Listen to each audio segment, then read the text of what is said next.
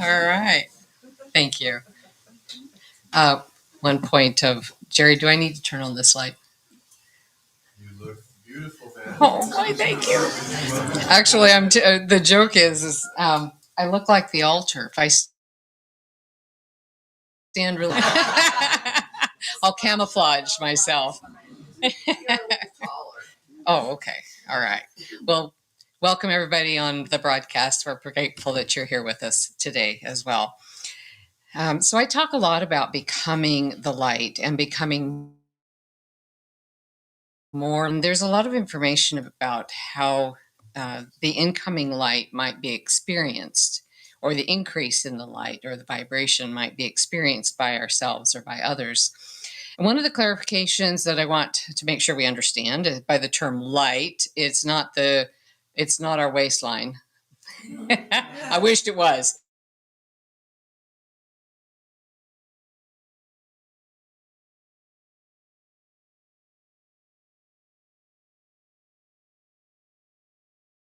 We adjust to give us a sense as we adjust to the vibrational frequencies, because it gives us a sense of carrying, because we might have a sense of carrying more weight in the world. So we have that reflection, or the need to protect ourselves from the outer world, or we may feel the need to be more grounded. Food does that, kind of grounds us out. And there may be other reasons, of course, that are usual that we carry here and there, but nonetheless, that's not the kind that I'm talking about, but it can have that consequence. We're going through times, and we will go through times. We'll continue to go through times, as we call them. What kind of a time are you having? We refer to difficulty as times. And we might feel like all we want to do is sleep. I had one of those days, yeah, just yesterday or day before. I think I had 2 naps. And I still went to bed at night. And I thought, man, I don't know when the last time was I did this. But that need to sleep is one of the indications of a vibrational frequency. Our body has to rest to be able to accommodate and to transition. So if you feel that need to just rest a little more, honor it, because you're making an adjustment.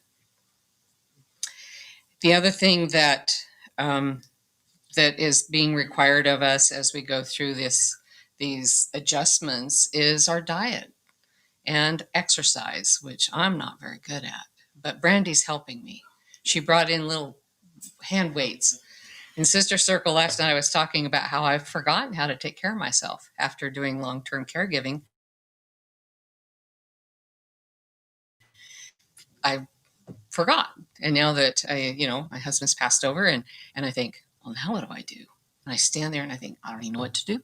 So anyway, I was sharing that at Sister Circle last night. And so Brandy came in with these little weights that I could start. Because right now I have 2 vegetable cans sitting on my dresser as my weights to remind me to do something. So thank you. I'm well on my way.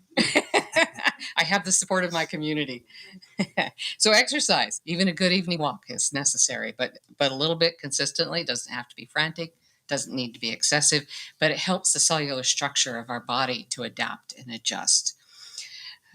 But what's important is around that. So eat as close to the source of light as possible is another way of helping our bodies adjust. So eating close to the source means live plants as much as possible, and organic plants, because plants carry the light. Plants carry information in them, in the plant material. They absorb the sun, which is an intelligent being, and it has information for us to tell us, to help guide us in survivorship and how to navigate what's coming. And we eat that, and it's not verbal information, it's innate knowingness that our cells absorb. It absorbs that information in live material, in live plant matter, and we absorb that information, and we just have a sense of instinct, and we just kind of know to do this or to do that and keep ourselves safe, or what else do we need in our body for upcoming. Ever had that kind of an incident where it's like you just did the right thing and then this other thing happened that told you, how did I know to do that? And And that's the innate wisdom of being in harmony with our food and with the planet and the energetic frequencies. Is that's we're all one, and everything is trying to keep everything alive and everything going. Sometimes we feel like nature's trying to kill us, but it's it's really not. That was my daughter's perception when she first moved down to Alabama. She said, "Oh my God, everything down here is trying to kill you." The snakes and the reptiles and the blister bugs and the, whatever you name it. It seemed like it at first to her, but it's really not. Everything is working for our best good. Everything's trying to keep us going and alive. So, and I'm very surprised to learn that the crystalline body is requiring actually quite a bit of protein to assimilate. It's kind of interesting how the requirement for protein, plant protein particularly, which I'm not too swift on, but I'm not a vegetarian. Protein, yes. But nonetheless, plant protein is one of the things that seems to be a higher requirement for our bodies. So it doesn't mean you have to be pristine in your diet or anything like that, but just make conscious choices. Organic, live foods as much as possible. Whatever those plant proteins are. Drinking lots of pure, clean water and herbal teas is also another way of staying in touch with nature. Living water that is, has movement to it. Where will we get that in the city? I don't know. I know I want to go up to the Metolius and dip my can into that river where it comes out of the mountain and has all that glacial ancient wisdom in it. But we do what we have to do, what we can do. When are we going? Yeah, when are we going? Let's plan a field trip. Climb over the fence that says do not go beyond this point and go down there anyway. You're planning that, right? No, I'm not planning. No, remember rest and integration. Yeah, so as we become more accustomed to this new state of being, we will find that we need to simplify our life. That seems like that's the next step, is simplicity. It's like, oh my gosh, I have too much stuff. My life is too complicated. And it's both inward and outward. And so we're striving to simplify then is the next thing that usually happens with us. And we don't need the drama anymore. All of a sudden we pull back from drama. And we can lose relationships over that. When once we pull back from the drama and because that's the agreement sometimes we've had over long-term, not you guys, but long-term friends. I'm looking at Connie and Shannon. Yeah. They've been friends for 40 years. Isn't that beautiful? But so often relationships are based on drama. That's our commonality. And then when we decide, drama's just not cutting it for me anymore. I want simple. Then we can lose the relationship that's our engagement if we can't grow together. It happens, but you bring in healthier friends and healthier relationships. So not wanting complicated lives is not getting old, it's getting wise. We get wiser, not older with that. Isn't that true, Mary Lou? That's absolutely true. That's right. Yeah, aging is actually a state of mind. There we go. So the reason for this is because we release the attachments of old beliefs and ideas from our mental and emotional bodies. And the attachments, both inward and outward, of that reality is also in the physical world. And so we release that as well and simplify our environment. So it kind of reminds me of the paradox of the chicken or the egg. Which one came first? Our stuff holds us in the past, and then when it's time to let it go because it no longer serves us, then we let things go. Or was it the stuff that we accumulated that held us into the past? And then, I don't know, but they seem to go hand in hand, the physical and the emotional and the ideals of what all that is about. So all of that is important to keep up with as we change. I watched a show a long time ago on the Hoarders. You guys ever seen that show, The Hoarders? Yeah. It's psychologically very fascinating, as disturbing as it is. It's still fascinating. But this woman, she had stuff in her house that was so high, it was up to her dining room light. Not up to the ceiling, but up to her light. You couldn't see on the other side of the dining room. And I was kind of as I was thinking about that, I was reminded that when Jay, the founder of Home Center, when he first came and looked at this building, the house over here, the guy was a hoarder, and he had to look at the ceiling to see what the square footage was of the rooms. So it happens. It happens. But nonetheless, but he could see enough to know that yes, this is the building we want, and the stuff was gone when he purchased it, so it's all good. But anyway, so the thing that was so interesting to me about the show about the hoarders was that the reason why it was a show is they had to call in, the organizers and the psychologists, the psychiatrists to come and work with her because she was being threatened the place was being deemed as uninhabitable. So she was forced into making this change. She was forced into accepting the help of these people. So, but the psychologists and the professional organizers, all these people took a week to clean out her living room and make it habitable. And when they got all done, the psychiatrist asked her, as she was looking at the dining room, he said, "How does this make you feel? Now it's all clean, it's open. Come on up. There's seats right there." So the psychiatrist says, "How does this make you feel to look at this open space and it's clean and it's ready to be lived in?" And the homeowner, the lady who was the hoarder, she said, "I feel like I need to fill it up again." I know, it's heartbreaking, isn't it? And I thought, oh my God, I almost fell off the couch when I heard her say that. It's like, how could anybody think that? But then I had to realize that this was being imposed upon her. It wasn't her choice. So she didn't own it. She didn't own the process. And she wasn't driving the change. Other people were doing it to her, which made her a victim of the process demised.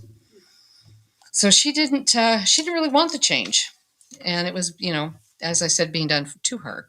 So then they did a show of come back later to see where they're at with the process, with the reorganization and the taking of all of the stuff out.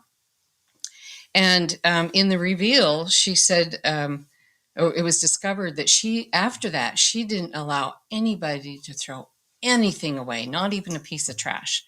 She got a pod thing out in her driveway to store it all in. And she even told the interviewee, she said, "Even though my dining room is cleared," she said, "I haven't changed." And I thought, boy, that's such an example. It might be a hoarder that says that. It might be somebody with a lot of clutter that says that. But how often do we really have that happen to us, where life circumstances imposes upon us a change that we haven't yet owned, or family members will say, "You've got to do this or else," and we haven't owned it, and then we become victimized by it, and nothing internally changes because we haven't done the process ourselves. So that's just an extreme example. It could be something really small that we're not taking ownership of, or we've experienced as the victim of it. Or we might be the ones trying to help somebody else. Well, you need to do this. You should do that. This in that in your life. And we try to tell them how to live their life. And they haven't discovered it. They haven't owned it. And so they argue to be where they're at. They fight to be where they're at because it's comfortable and they're not ready for the change yet. And then when eventually they might discover that they're ready for it, but it's their idea, as it should be, because then they take ownership. But what do we do as the caregiver, not caregiver, but as the person who had the idea first? And well, I told them they needed to do that. Now it's their idea. Yep. Don't even give me an ounce of credit. And it's true. It's not ours to have. If we're so attached to the idea that we need to have the credit for their journey, then, we got something to work on. So it's perfect when somebody owns their own process, even though you might have suggested it 2 years ago. Today, they're ready. Today, they can move with it.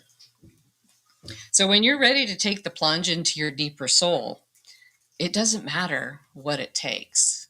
I had that experience in 1998 with Jay. I said, I'm ready. I'm ready to take the plunge. I'm ready to go deep. And he said, "Are you sure?" I said, "Yep." He says, "You're going to lose friends." And I said, "I know. That's okay." He says, "You're going to gain friends." And I said, "Yep, that's good." And then enough to ask what it would cost or what I'd have to do. Because when you're ready, those are just details. When you're really ready, it doesn't matter what you're going to go through to get there, to get from point A to point B. You know it's going to be a rough ride. You're going to plunge, you're going to fall, you're going to have bad days, you're going to lose your orientation.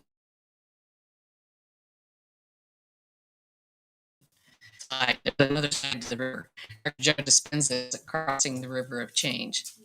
And as you leave this bank of safety and you're crossing the river of uncertainty, you take those steps very carefully, and you might slip on a rock, and you might stub your toe, and you might fall, and you might get all wet, and you might get swept down the street, get to the other bank, and it's another world. So there's different versions of the same process. So I already said that one, but there isn't. But there isn't any one way to do this journey of becoming more light. There is as many ways as there are people, and as many processes as you can imagine. But the one thing that's really important is to stay present to what you're thinking, what you're doing, and what you're saying. Be present with that. One of the times when I was working on that, I realized I drove through a red light, and I thought, "Uh-oh, I was not present." I don't know where. Fortunately, I think the angels were standing with flag saying, "Incoming absent person in this car driving on its own. Don't move." This is like underneath it. Oh my God. My heart raced for the rest of the afternoon over that, about what could have happened. I was just so grateful. I was filled with gratitude that somebody was paying attention besides me. So as we move away from this central of this being central to our lives, we might feel a little depression. We might feel anxiety, but don't give up on yourself. As our grandmothers would say, that too shall pass. And we come out on the other side. Everything comes and goes, and we can always come into a higher place. So when you're in your higher consciousness and you're seeking to express, it's going to be love, it's going to be harmony and peace. Those are the things we really want in our soul. That's what we strive for. It's what we desire. And the energy that you emit when you're thinking of those things and vibrating at that frequency, you're transmitting that. You're sending that energy out, and it helps transmute other people. There's certain people we like to be in their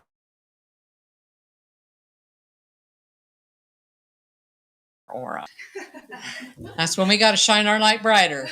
We need to affect them, not have them affect us. That's the goal. So, that's what being a light bearer, a light worker is. So hold strong to your light and hold strong to your love. Be the loudest vibration in the room. Don't let others diminish your light. Hold your light strong and bring others around to your frequency. Help elevate them, bring them up to where you are, rather than allowing to be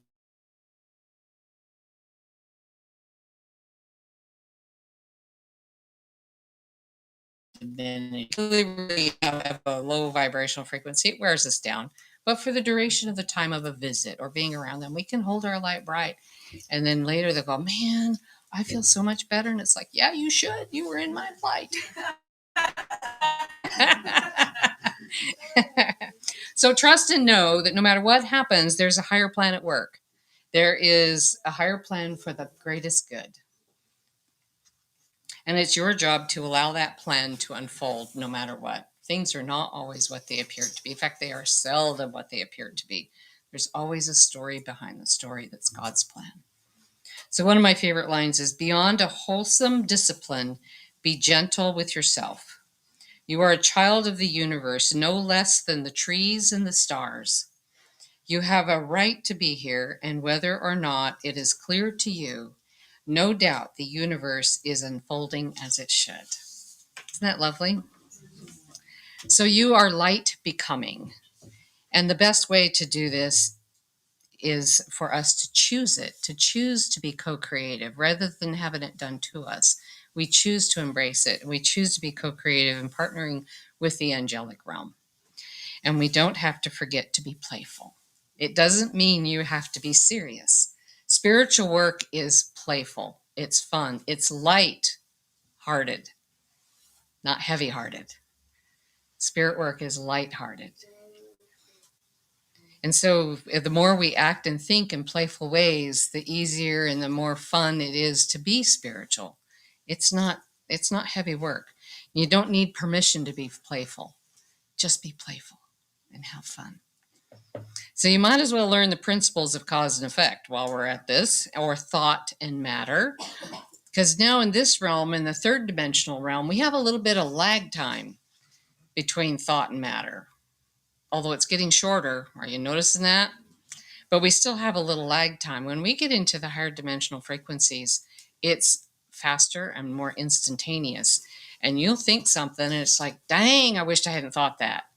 I didn't mean it that way, God. Can I do a redo? Can I hit delete? Where's that delete button on my thoughts? Because I didn't want it that fast. I was just thinking it. I wasn't wishing for it.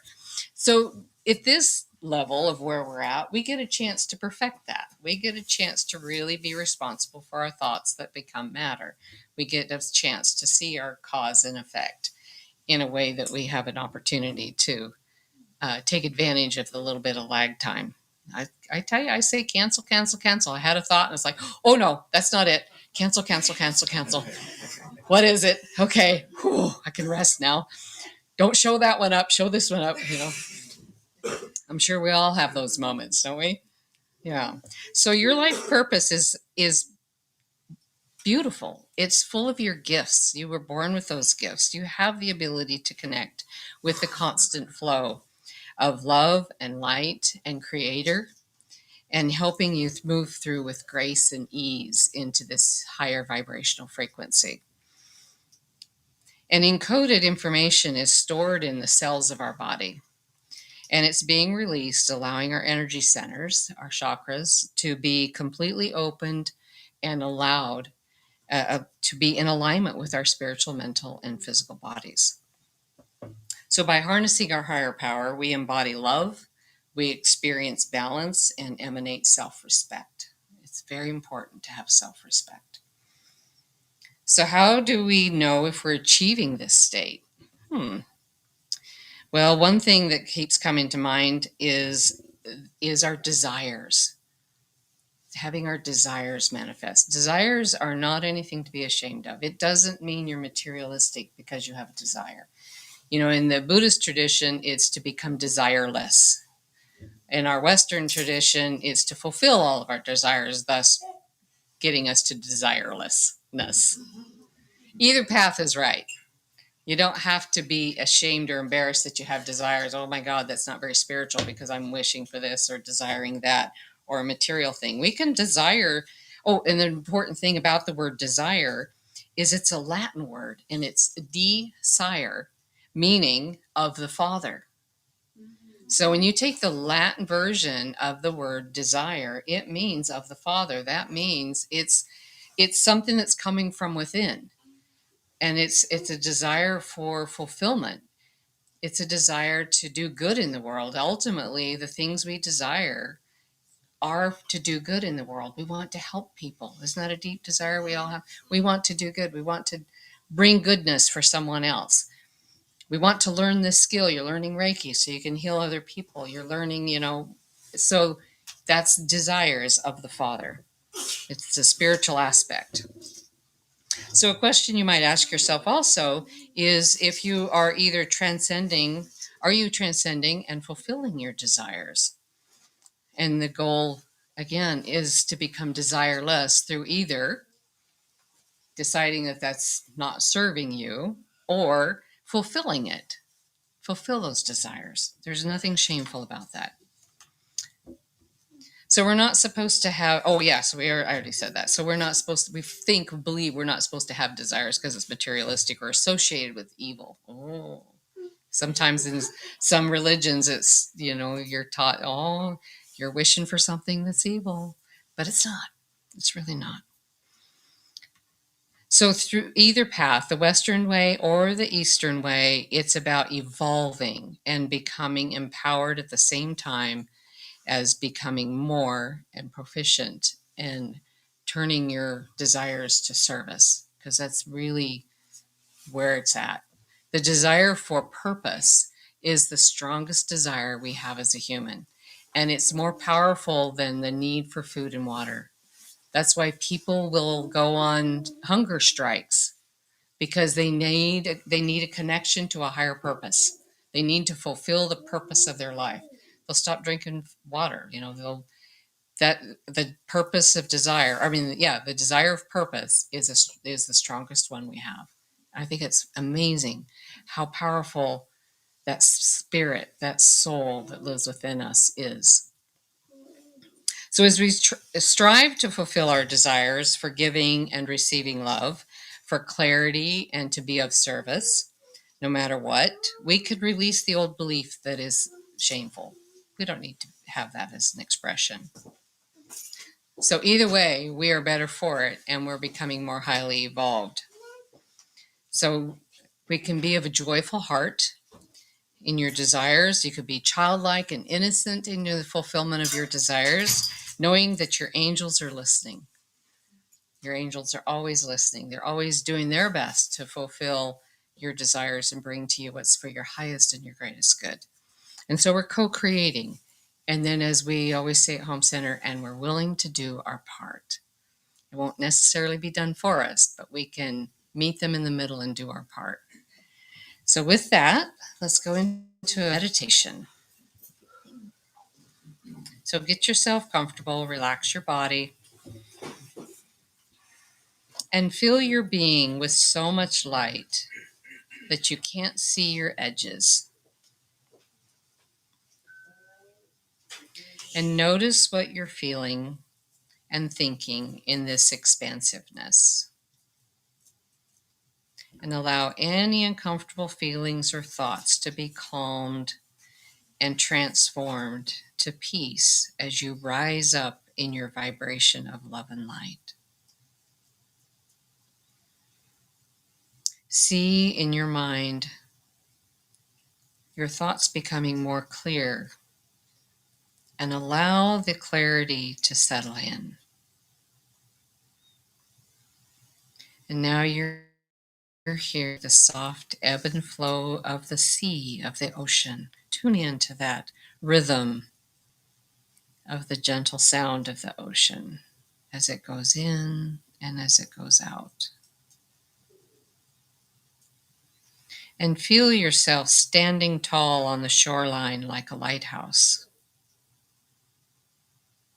The lighthouse that is tall and strong and sturdy as a rock.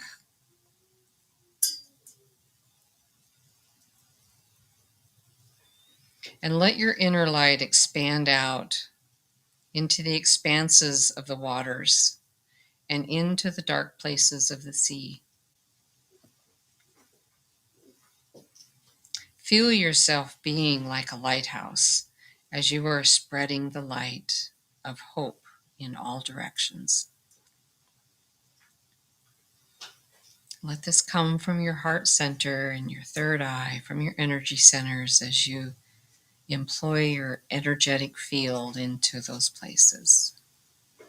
Illuminating the light for others and empowering them to also rise up and become brighter.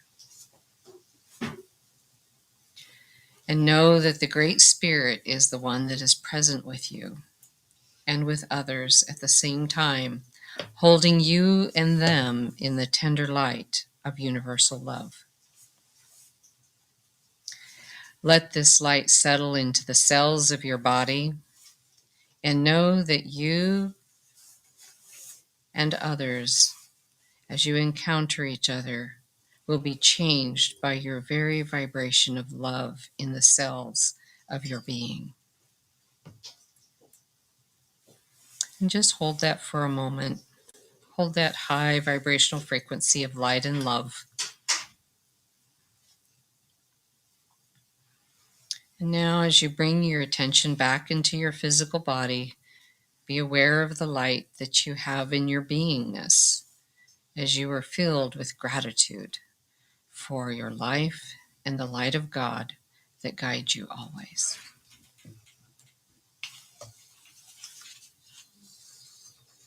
And when you're ready, you can open your eyes and wiggle your toes.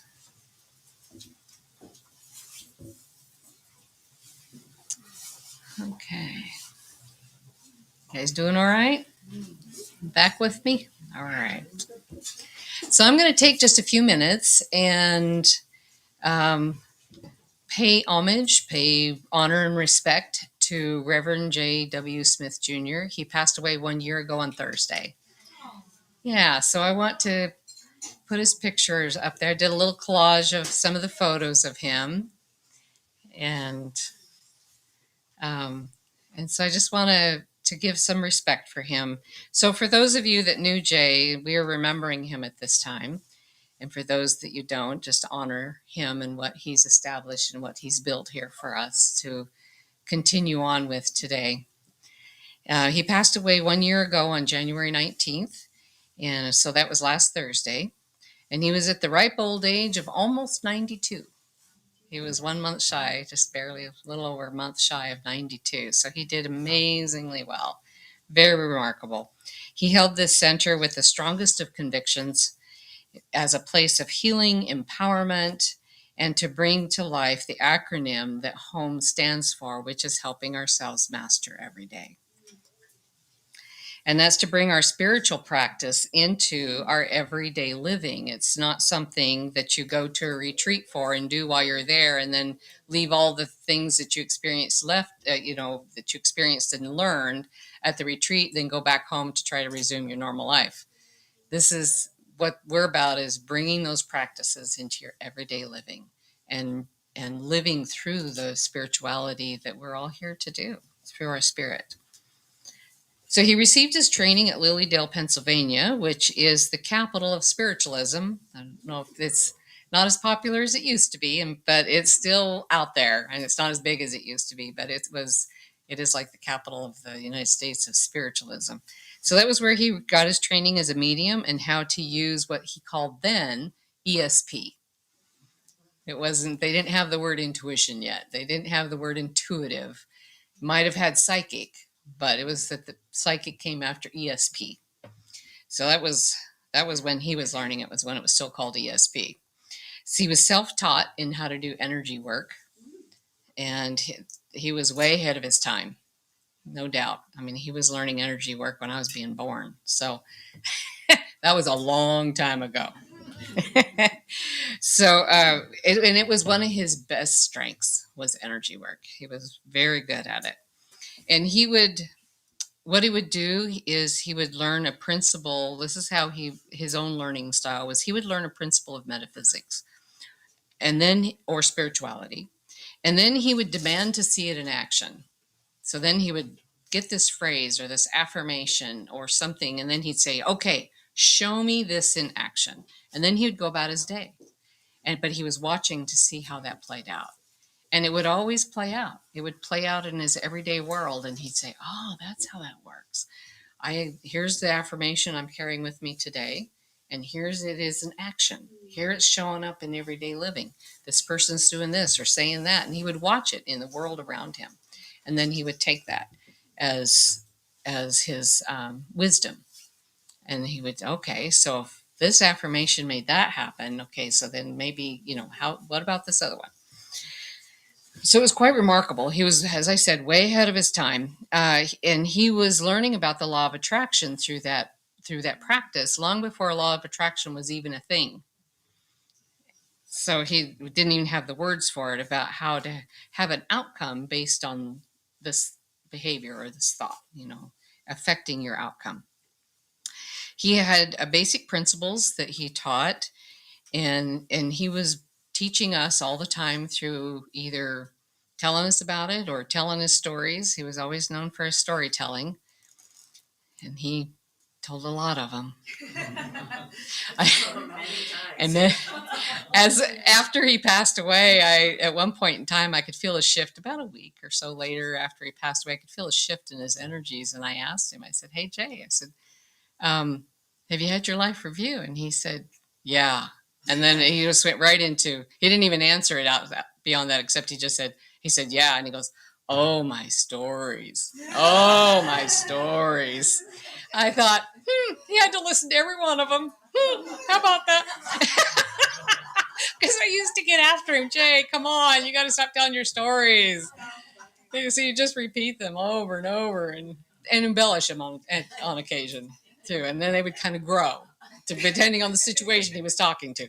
But the bottom line of it is he was always trying to teach through those. And so, but what I'm committed to is to start recording the principles of of the everyday living principles that he would teach us. I think we've got to get those recorded. They're pretty much in the book he wrote, Jason's book, but I still want to capture them in the way he taught us. I don't want to lose those, and we want to continue teaching those principles because they work, they're good, they're how to live every day. So he built for us a strong foundation that we're going to continue to build upon. We're going to continue the Home Center in a wonderful way. And we want to honor what he started here at the Home Spiritual Center and what he held on to so strongly. And he continues to be with us and overseeing us in our growth. I was thinking on my way here about another thing that I didn't actually write down that was so true for him. The thing that would frustrate him the most, that he would go from 0 to 60 in a nanosecond, is the frustration of seeing a person's potential and they're not living it. Angela's over there smiling. She still got a message from him about that after he was gone. Quite often. Yeah. So, but he did. That would just, because he could had the ability of seeing a person's abilities and what they were capable of. And then he would see them living this mediocre life. And he was like, what a waste. And he would just go boom, just anger in a nanosecond over that because people weren't living their greatest potentials. And he could see it. And so anyway, that was one thing I came to appreciate about him very much, was his ability to see that and his passion that drove him crazy over wishing that they would step into it. And I realized too, we fight for mediocrity. We fight for our comfort. It's like, no, I don't want to change. I don't want to do that. But you can do this and you can do that. And we fight for where we're at. And it's kind of, I learned about it this weekend. And as I traveled to Tillamook and back, I was listening to a CD, and it was called Leap First. And the guy was saying that our amygdala in our brain is the place that keeps us safe. And its job is to keep us safe. And it instantly fires when there's a change or a situation or something coming at us. And our frontal lobe takes 2 seconds later to come into action. So we respond first with safety and dash it down and throw it out before we even have a higher conscious thought about it. That's what's wrong with me. Oh, okay. Settle down, lizard brain. That's what he called it in that thing, was our lizard brain, because it's the part that keeps us safe. It's the lower thinking. So anyway, that was the one thing I grew to really appreciate about Jay was, he was always driving us crazy sometimes, but driving for our highest good, because that was what was behind it. And sometimes we just weren't ready to make that, whatever it was. So honor him, love him, appreciate him very much. He's been gone from us for a year, but he's still with us. We sense him, hear him, and he's still invested 100% in the Home Center and its future and what we're doing and what all of you are doing. I think Lynn told me one day, she's not too long ago, she says, who's the guy at the door that pats everybody on the back when they leave? The guy in spirit. I said, oh, I know who that is. And that would be Jay, thanking everybody for being here and patting them on the back as they leave. You just don't know it. Isn't that sweet? So he set us up for success here, and we're going to continue that success. And I'm very proud to continue on his legacy, as all of us in our community will do this together. So thank you for taking that moment to honor him. Okay, so now it's time for our offering. Oh.